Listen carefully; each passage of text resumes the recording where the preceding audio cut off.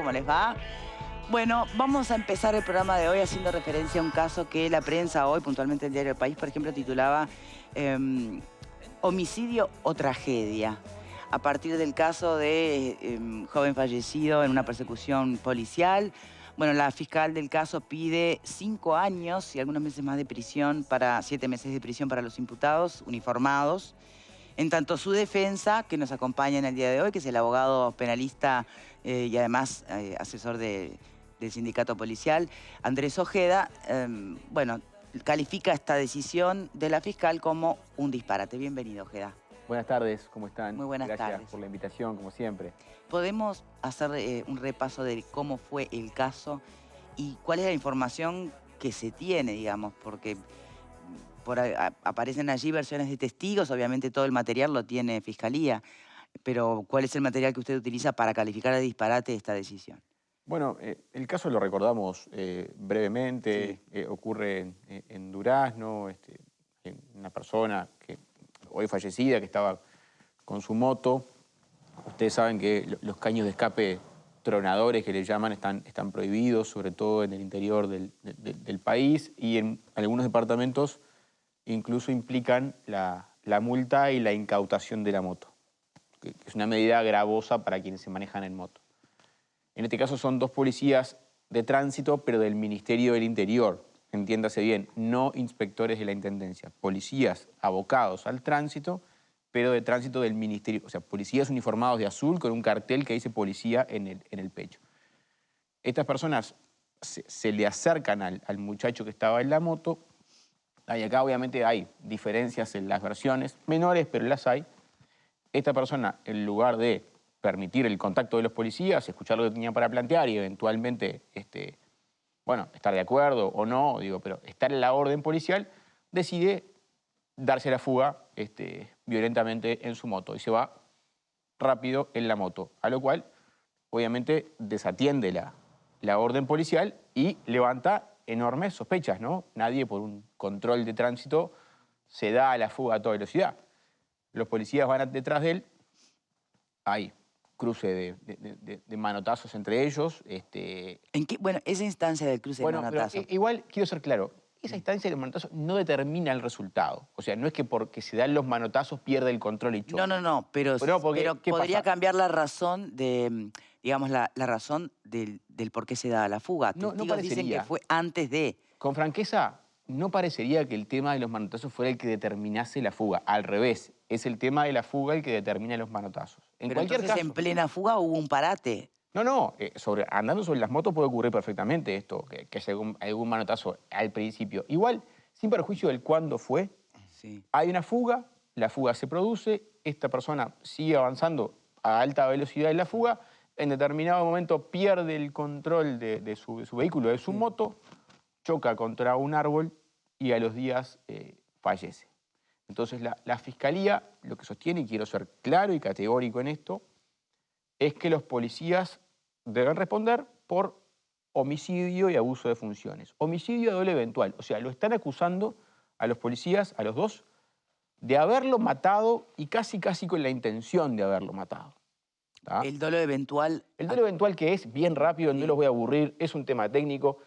El dolo es la intención, todos lo sabemos, ¿no? Es ir y hacer algo con intención. Si yo agarro un revólver y le disparo a alguien, tengo toda la intención, ese homicidio es doloso. El dolo eventual es una versión del dolo un poco más liviana que le llaman el dolo del egoísta. ¿Qué quiere decir? Yo, durante mi acción, no quiero el resultado, pero me lo represento como posible y de todas maneras no detengo mi accionar. Bien, o sea, por no debajo de esa línea, el caso de un homicidio cuando realmente no hay intención, pero es la consecuencia del hecho, ¿cómo se llama? Culposo. Culposo. ¿Y para usted sería culposo? No, para mí no es delito y no es homicidio. Ahora, del razonamiento... Ni siquiera como el resultado involuntario de la acción. Pero es que, a ver, esto ya es derecho penal medio profundo, con lo cual no quiero aburrir a quienes están No, pero está bueno entender, sobre todo, ¿sabe por qué, Ojeda? Porque estamos en el contexto por supuesto. del debate sobre la LUC, del supuesto abuso policial, entonces está bueno entender los conceptos, todos, ¿no? No todos los resultados muerte implican un delito de alguien. ¿Estamos de acuerdo? No siempre que alguien fallece, alguien lo mató. En un accidente de tránsito. No necesariamente hay un homicida en un accidente de tránsito, siempre. ¿Aun cuando sea culposo? No, pero a ver, vamos de vuelta. Yo no dije que fuera culposo. Yo dije que no es delito. Yo dije que acá no hay un homicidio. Hay un fallecimiento, pero también la víctima tiene un rol en todo esto y tiene un rol en su propio fallecimiento. Esto es una tragedia que nadie querría que hubiese ocurrido y que se hubiese evitado absolutamente tan simple como el lugar de fugarse, quedándose en el lugar. Claro. Tan simple como eso. Está claro, porque sería mucho más sencillo si el contexto fuera un delincuente se dio a la fuga y la policía en la persecución, bueno, ocurre la tragedia. No debería tener ninguna El tema es que no diferencia, tenemos un delincuente, tenemos a alguien que se da a la fuga. Y la pregunta Victoria, es ahí, eso no debería tener ninguna diferencia en la lectura, ¿eh? Ninguna. A ¿Cómo mí no? no me cambia, no, ninguna diferencia. Primero, delito comete, ¿tá? Porque en la medida que yo desatiendo una orden policial, cometo desacato. Segundo, levanto todas las sospechas del mundo de qué estoy escondiendo si me estoy yendo de la policía en forma feroz. Ahora, te quiero ser claro en cuanto a la estridencia del ejemplo que quiero usar. Si esto hubiese pasado persiguiendo al peor narcotraficante de la tierra, no debería cambiar la lectura ni de la Fiscalía ni la nuestra. Porque acá el hecho no es la razón que motivó la persecución, es la calidad del procedimiento en materia de persecución. Si lo persiguió bien o lo persiguió mal. Después... Bien perseguido está desde el momento en que esta persona se da a la fuga, por supuesto, de desacato. La Fiscalía lo controvierte. Bueno, pero lo controvierte porque aparecen esos testimonios a los que yo hacía referencia al principio, de que hubo algún golpe y que por eso se dio a la fuga. Eso cómo puede, porque así como lo toma como válido la Fiscalía, ¿dónde está la evidencia de eso? Bueno, yo creo que no está tan claro que haya habido golpes que promuevan, porque fíjese que la propia fiscal también sostiene, incluso lo dijo en la prensa, que no se les dio correctamente la voz de alto, como dando a entender que esta persona se escapa porque tiene miedo, porque no se da cuenta de que son policías. Cuando están pero no estaban uniformados. En motos grandes, de azul, con un cartel que dice policía en el pecho, el handy, o sea, cualquiera en una plaza identifica con absoluta claridad a un policía. Por eso yo creo que el asunto de atar el resultado a la razón que motivó la persecución me parece un disparate, con toda franqueza. Esto lo digo en forma respetuosa, pero quiero ser estridente porque quiero ser claro en lo que nos genera y nos motiva. Los policías, cuando alguien se fuga de un control de cualquier tipo como este, tienen procedimiento de perseguir y orden de perseguir esto. Si no, sería tan simple como si me acerca un policía y yo tengo 3 kilos de droga en la mochila, me voy corriendo, no me van a perseguir y después van a ir a mi casa a hacerme la multa de tránsito porque me fui rápido del lugar. O sea, las persecuciones son, por definición, peligrosas. Se ha hablado mucho de la velocidad de la persecución.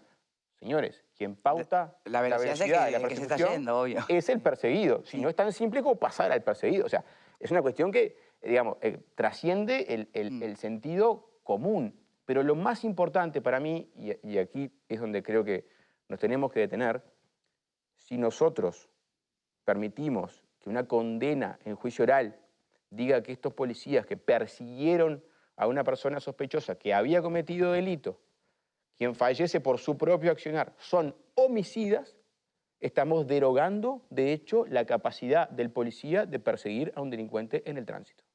Porque no podemos, si le vamos a decir a un policía que el día de mañana... Sí, ante cualquier persecución van a tener la duda. Va a ser garante solidario de todo lo que pase y responsable objetivo de cualquier resultado. Yo les cambio el ejemplo.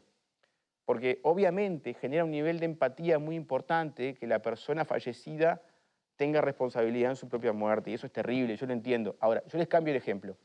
Si el señor que se escapaba atropella a un niño de 8 años jugando en la calle con su pelota, ¿responden los policías? ¿Responde él? ¿Cuánta responsabilidad tiene cada quien? ¿Lo hubieran imputado a él por homicidio? Vean ustedes que uno no puede elegir las reglas con las cuales va a imputar según cuánto le simpatiza o no el resultado. Las reglas de juego son siempre las mismas. Yo no puedo elegir las pintas. Entonces, en este caso, nosotros sostenemos vehementemente que no existió delito de homicidio, que no existió delito de funciones, que actuaron acorde a procedimiento y bajo órdenes concretas de actuar general en materia de delito. Entonces, no podemos dejar pasar este lío y no podemos dejar pasar esta cuestión porque le va a cambiar la vida a todos los policías de la República si esto queda así.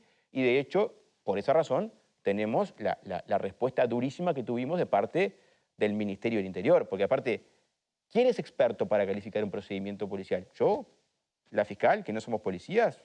¿O algún perito de tono más bien de trabajo policial? ¿Cuánto pesa la opinión del Ministerio del Interior a la hora de calificar un procedimiento? Y créanme que el Ministerio castiga a policías y los ¿Cómo sanciona calificó el todos los santos Ministerio días. este procedimiento Como puntual? correcto. Bien. Me gustaría escuchar las opiniones de nuestros panelistas. Pepe. Sí, estoy de acuerdo con el doctor Ojeda en cuanto a que si hay una persona que es detenida por la policía y se da la fuga, la lógica es que la policía lo persiga. Eso me parece que estamos todos de acuerdo. No debería existir otro razonamiento, sino para qué está la policía. De todas maneras, en este caso a mí me quedan algunas interrogantes. Por ejemplo, si los policías que persiguieron a esta persona en la moto llevaban cámaras, si las cámaras registraron algo, en caso de que las tuviesen. Después lo otro es que yo no soy un perito, por supuesto, tampoco de procedimientos policiales, pero la verdad que me parece un fracaso total el procedimiento, porque si una persona que el delito que había cometido era que tenía un caño de escape abierto, termina en la muerte, más allá de que sea accidental, si aún en la hipótesis bien planteada por Ojeda de que esa persecución podía haber llevado a que otro inocente, producto de la velocidad que llevaba la moto, podía haber terminado herido también, si los policías no logran su cometido, en realidad, porque tampoco lo detienen, la verdad que no le encuentro por ningún lado que haya sido un procedimiento exitoso. No, pero exitoso no, correcto. Bueno, correcto. Son cosas distintas, sí, bueno, sí. Correcto. Está bien. Correcto en cuanto al cumplimiento de los parámetros del protocolar, digamos. ¿No? Sí, en cuanto al protocolo, es lógico lo de la persecución, eso sí estamos de acuerdo. Lo otro que yo te preguntaba, Andrés, es si llevaban cámaras. Sí, primero, las responsabilidades penales no se miden por los éxitos de los procedimientos, se miden por el apego. No, es una visión subjetiva mía. Te digo por las dudas para que quede claro. Yo no soy abogado, no, me siento totalmente desapegado en ese sentido bien, para opinar. Por las dudas, porque es lo que estamos discutiendo hoy, es básicamente un juicio oral de responsabilidad penal. Yo ahí lo que pide la fiscal, la verdad no tengo idea si está... No, a ver, es opinable, como todo, ¿no? Claro. Evidentemente. Claro. En cuanto a las cámaras, tenían cámaras pero no estaban prendidas, eso lo digo abiertamente, sin ningún problema. ¿Por qué se dan esas? Lamento profundamente más que nadie que no hayan estado prendidas, porque en el 99,9% de los casos en que tenemos cámaras nos sirven, pero 1000 veces para la defensa. Yo lamento más que nadie que no tener filmación de lo ocurrido porque zanjaríamos un montón de cosas. Otro elemento que determina que evidentemente el procedimiento no fue correcto, porque las cámaras están para prenderse. Vamos a entendernos. Uno puede tener un procedimiento con un protocolo.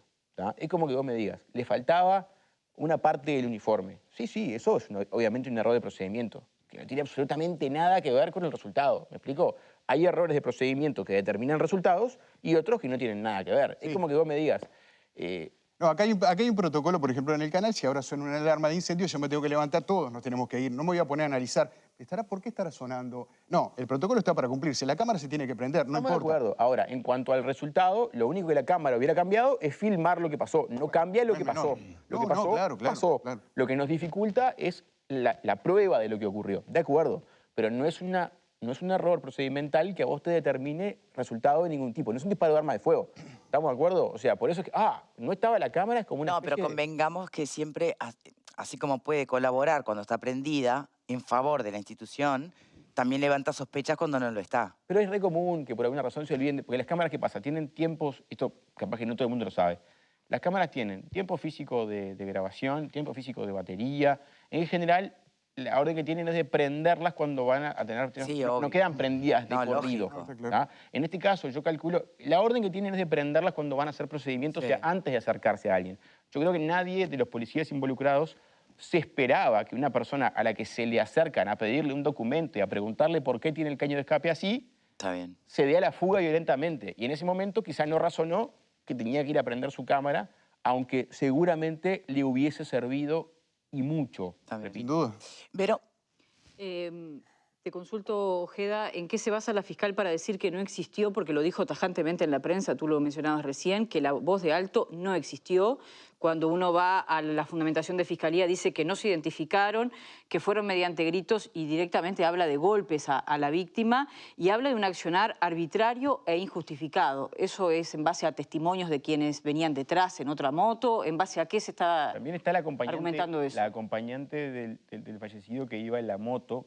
A ver, evidentemente cuando uno mira los testigos, no todos son testigos plenamente objetivos, ¿no? Evidentemente. Una cosa es la persona que está ajena al tema, que está paseando el perro, que puede ver algo, Y otra cosa es las personas que están directamente involucradas con vínculo con alguna de las partes que están involucradas. O sea, por eso cuando uno ve testimonios en general, tiene que hilar un poquito más fino. Ahora, Sí, en este caso, ¿en yo qué se quiero ser basa? claro, y me sorprende porque, pongámosle que le damos la razón, no digo que lo diga, pero si no se le da la voz de alto, me parece un tema No, pero absolutamente menor. eso es otra cosa. La identificación de policía es clara. Pero yo lo que sí, ella no dice que no estaban identificados, ¿no? Lo que está diciendo es, o sea, que él no los identifica como policía. Dice que ellos no cumplieron con, bueno, la voz de alto se tiene que detener y demás.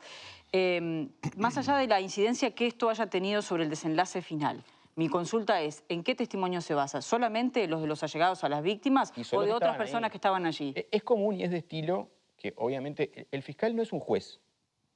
El fiscal es una parte y construye una teoría del caso.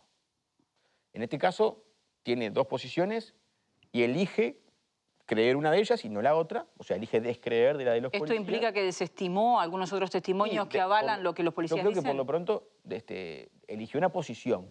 Entonces, en alguna medida, cuando uno elige una posición y tiene que llevarla a un juicio oral, tiende a afirmarse fuertemente detrás de esa posición y elige poner detrás las cosas que coadyuvan con esa posición. Lo mismo hago yo no voy a ir a llevar testimonio que no me benefician. No digo nada raro con esto, digo, uno cumple un rol, no es un juez. Por eso, en este nuevo sistema, a veces nos cuesta entender que las opiniones de una fiscalía no son más que opiniones de una fiscalía, que valen tanto como las de esta parte, porque no dictamina como dictamina un juez, que sí dictamina responsabilidades. Entonces, pero fíjate vos, de vuelta, el sentido común. Vamos a justificar decir que mataron a este muchacho porque no le dieron la voz de alto y no le dijeron que eran no es lo que yo estoy diciendo. policías. De hecho, justo lo que te iba a consultar es eso.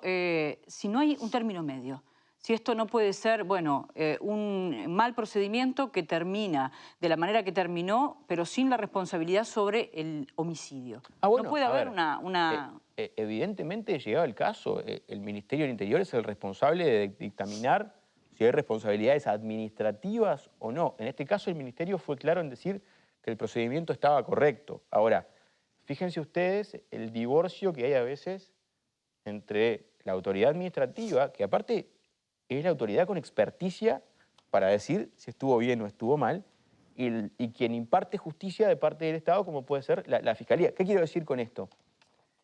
Ella pide un homicidio doble eventual sin perjuicio de que su fundamentación del escrito refiere directamente a lo culposo.